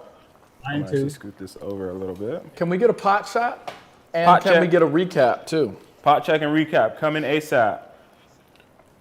Okay, do we have the angle? I can't tilt this anymore, you guys. I'm sorry. Okay, pot check. What's in the pot? Everything. We started with the chicken, we seared it. We added bacon, we took it out, and then we added bacon. And then we threw salt all over our countertop. Sorry, Matt. And then we added our onions. After that, we added our carrots. After that, we added our garlic. And after that, we added bay leaf. Mushrooms. And then after that, we added mushrooms. And then after that, we turned the heat up really high, and then we poured in all of our wine. After that, we added our herbs. And the legs. And then we added our chicken. And then after that, we turned the heat back up to high so that we can reach that good, just braising temperature. And as soon as we reach that boil, we turn it down slightly so that we're at a, this is actually kind of gentle roll. You want to do a gentle roll. Gentle roll or like vigorous simmer, right? This is a vigorous simmer to me. It's not quite boiling, but it's going. To reduce it gently. It's going. Yeah, the goal here is to start to reduce that wine down a little bit before we go into the oven. Yeah. Right? Before we go into the oven. All that alcohol, and you want to kind of make sure that you start rumbling all of that flour. Oh, yeah. And make sure. Yes. Absolutely. And you'll start to see that texture of that sauce just changes immediately because of the addition of that flour and that butter, that roux. So we'll let this simmer for, I don't know, maybe 2 more minutes on our side. Do a little cleanup over here. I'm going to call an audible here, and I'm going to bring in, how much time do we have right now? We got time. From here to finish, I would say we're about 15 to 20 minutes. Yeah. At least. So I'm going to bring in Chick Chick and for Polly. like 5 minutes. And I'm going to have Chick and Polly tell us a little bit about the wines. For about 3 minutes, we'll talk. We have wine. more time than that. Yeah. Okay, so let me get them in. Let's get the winemaker from Baker Family Wines in here, and let's get some wine talk going. Chick and Polly.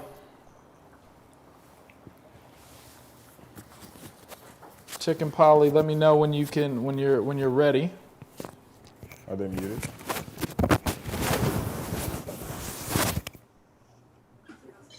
Chick, you there?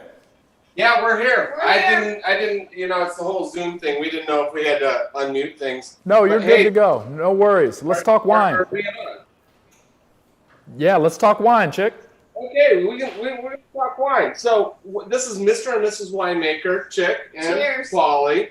And what winemakers really like to do is we usually like to start the evening with white wines. And, of course, we have the Baker Family Wines proprietary white wine here. And so this is actually to help the cooking process. Wouldn't you think, Polly? Of course. Yeah. So it really, helps savor that and really helps you think about what's going on in the pot right behind us here. The wine that you actually use that whole bottle for, and I know that Dusty had talked a little bit earlier about, he only used a little bit to braise the chicken. But, a lot is good. It just takes a little bit longer to concentrate it down. But that was our 2016 Baker Family Wines Zinfandel from the Russian River Valley. It's very fruit-forward wine, not a lot of tannins in it. And so when you start to cook it down, it's really going to concentrate and give you a little bit of sweetness with the cocoa vin. In contrast, and so then as we move on, the wine that we actually selected to pair with the cocoa vin this evening is our 2017 Walk-Off Red. The Walk-Off it's a great name because, in fact, Dusty holds some record. And I tell you, I'm like really baseball stupid here on walk-off home runs. But Dusty can explain that at a later date. So that's another story that he can tell. But the Walk-Off Red is actually something that we came upon when in the 2017 vintage, same vineyard as the 2016 vintage Zinfandel, but we decided to blend this to make this blend of both the Syrah and Zinfandel. It's the same vineyard once again, and the reason that we thought that this would do really well with the cocoa vin, because you get this nice, bright, sweet flavors from the Zinfandel, but then you get these more earthy tones from the mushrooms that are going into the cocoa vin. And And so we just really thought that this would just be a really, really nice compliment. And it's a big wine that goes with a big dish, and that being Coq Vin.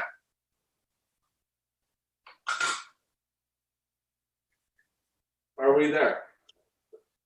We'll find out. We'll find out. We're here. We're listening to you. We were in a trance listening to you talk about that wine. The wine is amazing. Everybody is enjoying it. It is beautiful. It's beautiful. Thank you for sharing with us. Tell us a little bit about how we can get our hands on these bottles after the show. Well, so we are an urban winery. We're in West Sacramento, California. We're at 2568 Industrial Boulevard.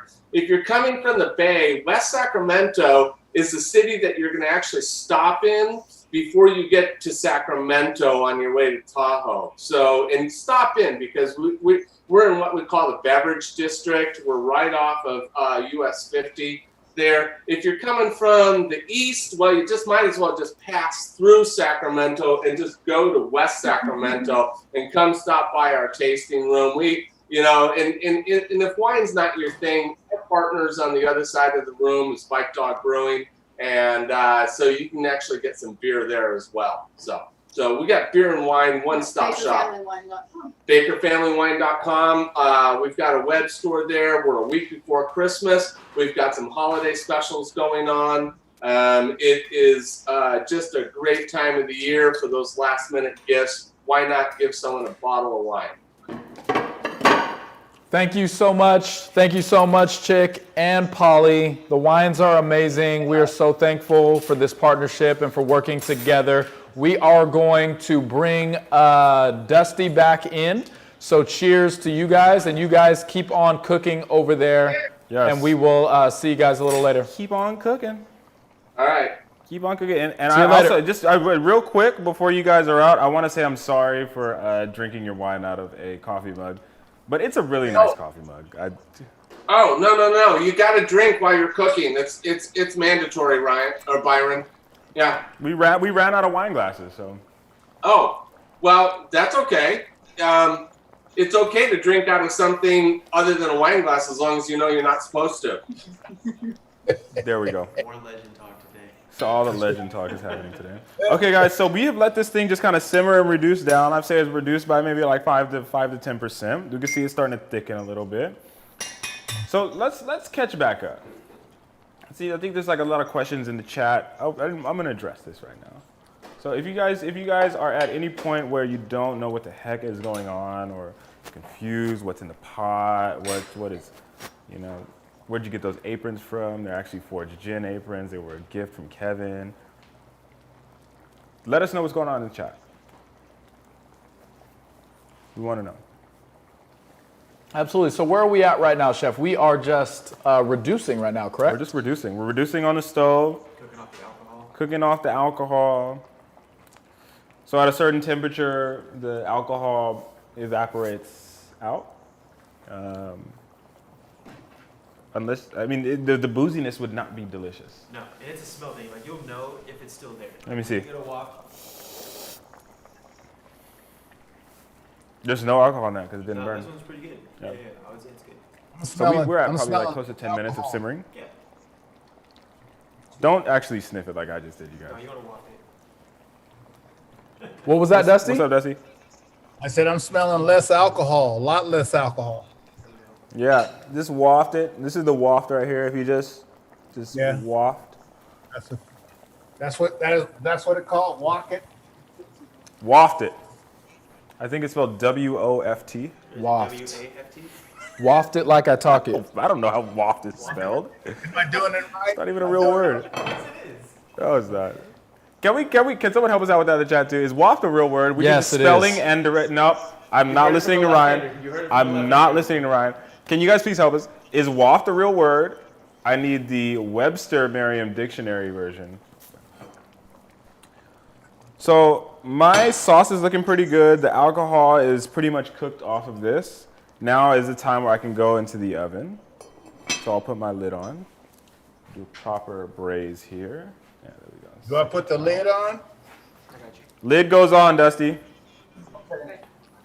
And we've cooked it for quite a while over the flame. So the oven process is actually going to be a lot shorter than expected. Oh, that's hot.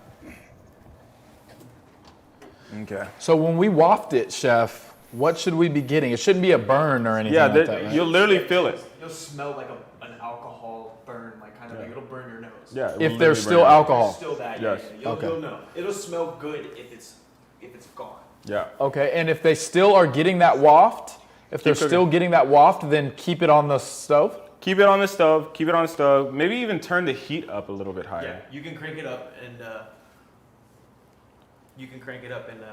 kind of speed up the process of the reduction. Totally. What's your smell like, Dusty?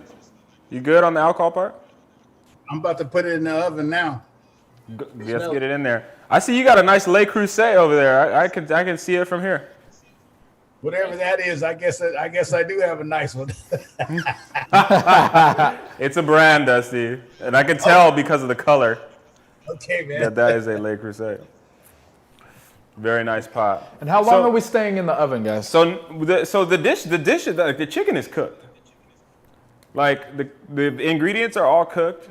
Really, what I'm gonna go for right now is really that braisy texture of the chicken, the consistency of the sauce in the oven. It's really gonna happen like that. So I would say, we're gonna wait about maybe, I would say 8 to 10 minutes or so. Or chicken 10 minutes, because you really do the whole essence of this dish is like to braise the chicken, right? Yeah. So you Braise want the your chicken chicken to be tender. Tender. And like I said, we cooked it a lot on the stovetop. So we really got that process like kind of just jump started. So we're almost there, guys. But I thought, now would be a good time because we kind of touched on it when we interviewed Dusty at the winery. But I would just want to hear more about this Jimi Hendrix story. I feel like he told us a little bit. Are we allowed to talk about that? Ask Dusty if we're allowed to talk Dusty, about can we talk about Jimmy or not? Yeah, we can. I already let the cat out the bag now.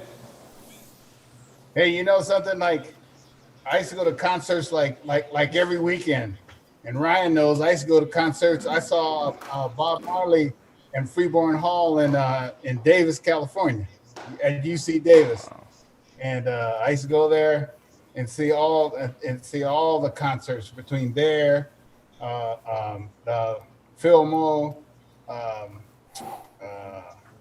Dang it! I saw Ike and Tina Turner and Spirit at Winterland. So we had some good times back in those days. But Jimi Hendrix was my man. I mean, he kind of scared me because it was kind of out there, but I was kind of going out there with him, and so I wasn't afraid of the unknown. And it was something that I feel very fortunate to have been in that era. I didn't know, what era, the magnitude of that era, or going to the Monterey Jazz Festival, Pop Festival in '67. And, we used to go to concerts every weekend, whether it was Sac State, it didn't matter where it was, we went to see entertainers. And like I said, I know Ryan went to Davis, but he doesn't know that, but Freeborn Hall was probably, the home of, I saw Steve Miller Blues Band. I mean, you name it, Elvin Bishop. I mean, we go there every weekend.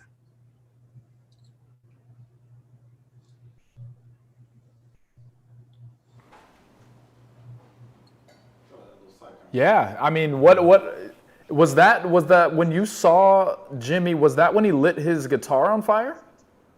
Oh yeah, he lit his guitar on fire, and he was headed up to his mouth playing with his teeth. And I know he got in trouble. He was in Chuck Berry's band, and he got in trouble with Chuck Berry because Chuck Berry reminded him that he was the star of the show. Chuck was, and not Jimi Hendrix. And Jimmy had to go. He used to play the blues. A lot of people don't know he played the blues. And he had to go to England, had to go to Europe, like a lot of black entertainers did, to be appreciated and discovered. And then they came back to the U.S. as stars. And like I know a bunch of entertainers that went over there Ronnie Laws, Albert Law, Hubert Laws, Eloise, they all went. Legendary. My dad's favorite, Miles Davis, went to Montreux. Oh, John Lee Hooker, they all went to Europe because they were treated better and they were appreciated more in Europe than they were here. Awesome. so let's get back to the cooking part. So I just want everybody to give yourself a high five. You're cooking with somebody, high five, because literally we just baked bread and made coq au vin in an hour and 40 minutes. Wow. That is impressive. Yeah. Even Good job. for like us at chef speed, it's gonna take about that same amount of time. Gotta slowed it down a little bit, but it's gonna be about a 2-hour process.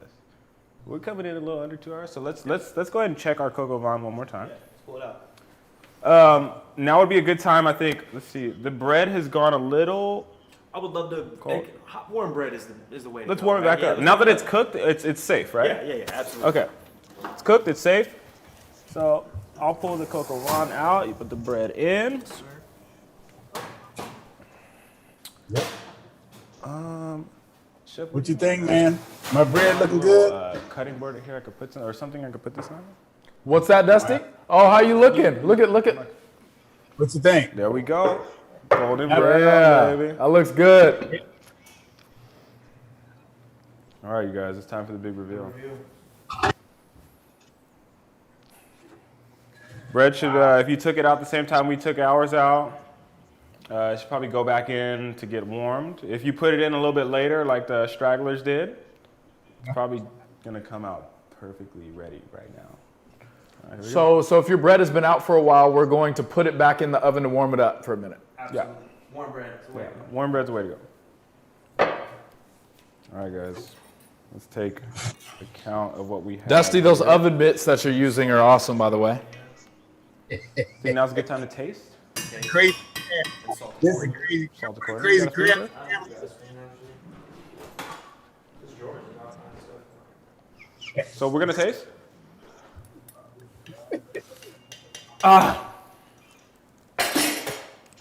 It's hot.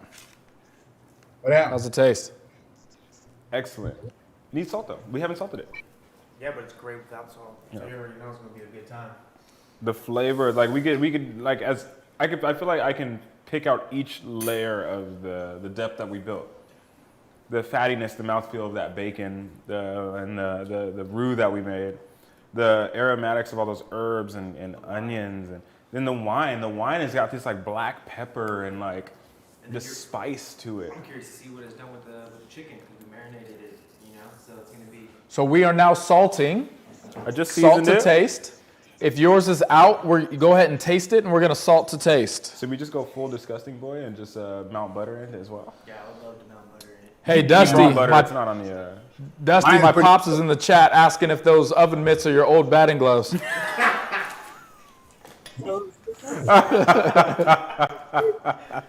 God. Hey, man, mine's pretty good.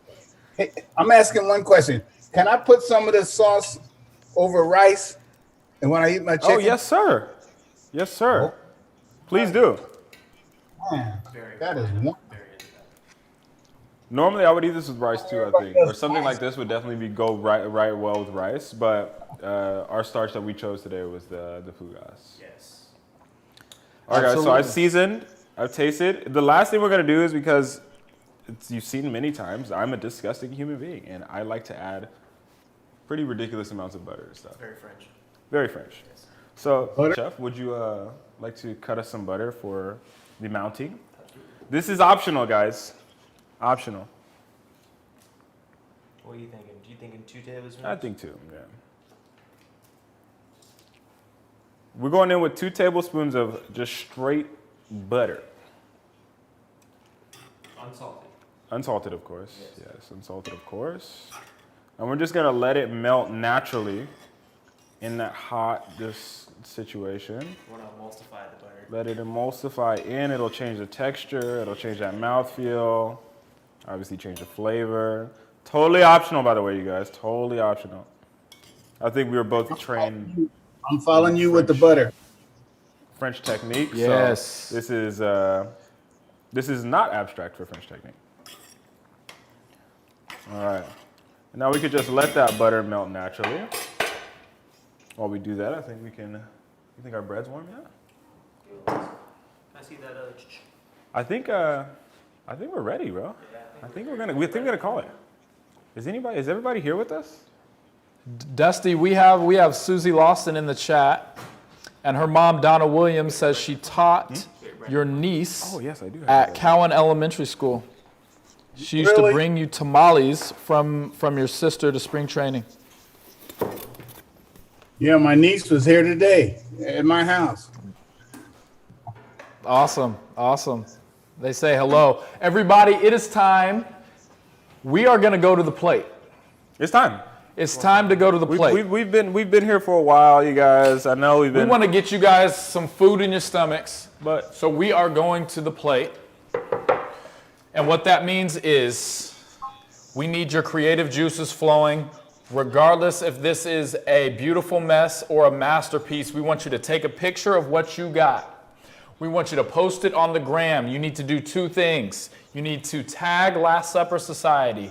You need to use the hashtag The Cook-In. You might as well tag Baker Family Wines too, since we used all their stuff.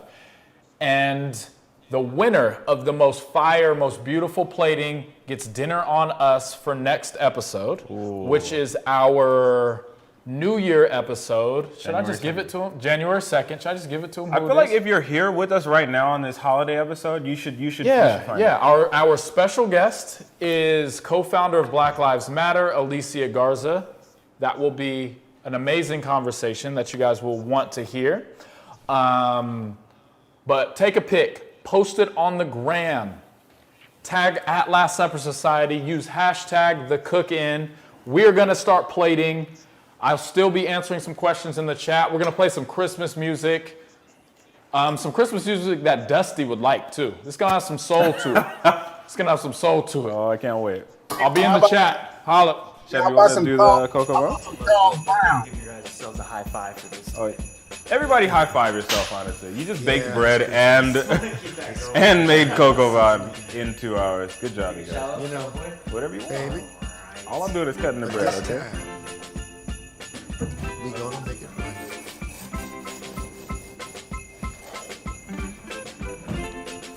Come on, baby. No more sorrow. Is this a no Christmas more miracle? It's actually bread. It's only I made bread, you guys. and you. And no one I might cry a little bit. out here to bother us. We're having a party. It's Christmas Eve. Man, Everybody invited. Come on in and have a good time. A party? Wow. We had a good time all night long. Now it's getting dawn in the morning. It's time for everybody to go home. Baby, Yeah. it's just me and you. Ain't got nothing else to do. Oh, no. Let's have a sip of wine. Oh, baby, it's about time. Ow! Turn the lights down low.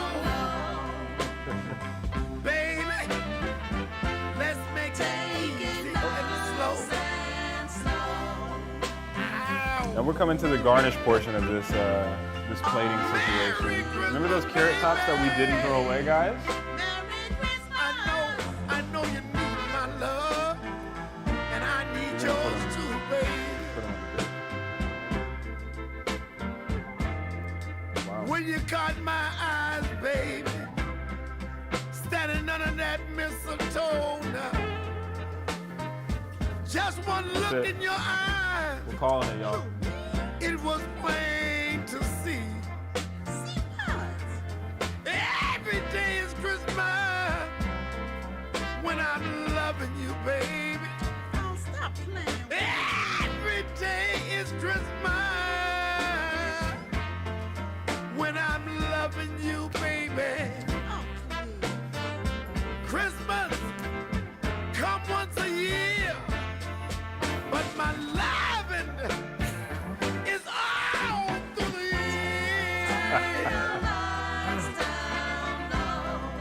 Turn the lights down low. Unless we got to top our glasses on.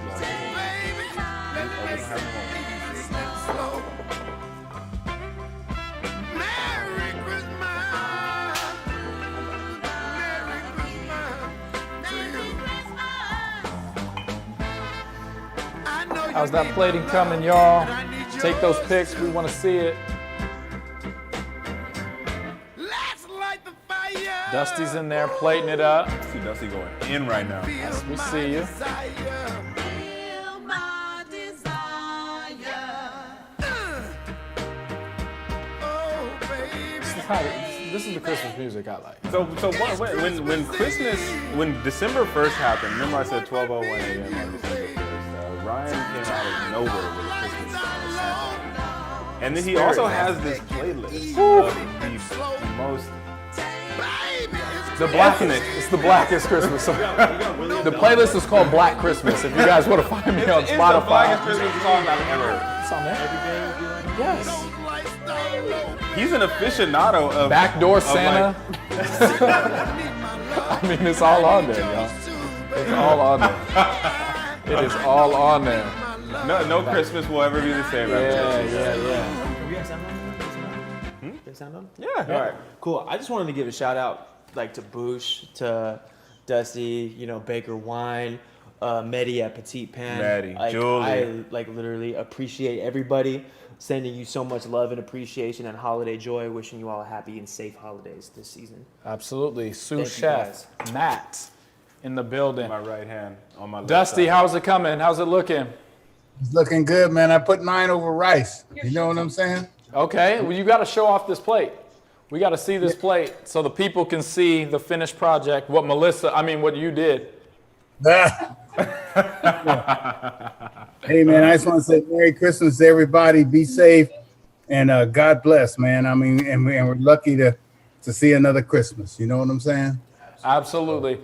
Everybody, this was, I know this was a year full of trial and tribulation for everybody. Pat yourself on the back, actually more on brand. Give yourselves a high five for just making it this far. We are thankful for making it this far. We are thankful to be thriving in this season. We had no idea what this 2020 would bring for Last Supper Society. With all the changes that everyone in the food and beverage and restaurant industry and everybody, period, was experiencing. We are very thankful. We are thankful for you guys at home, that you guys chose to spend this holiday season with us, that you guys chose to literally break bread with us. Enjoy this food. Enjoy this evening. Enjoy our virtual group that we're sharing space with and whoever you are with at home. Again, we are Last Supper Society. This is the cook-in, live cooking at the crib. Find us on at LastSupperSociety.com LastSupperSociety.com and at Last Supper Society on the gram. Merry Christmas, Happy Hanukkah, Happy Kwanzaa, all the good stuff. We will see you guys January 2nd for the New Year episode. Peace.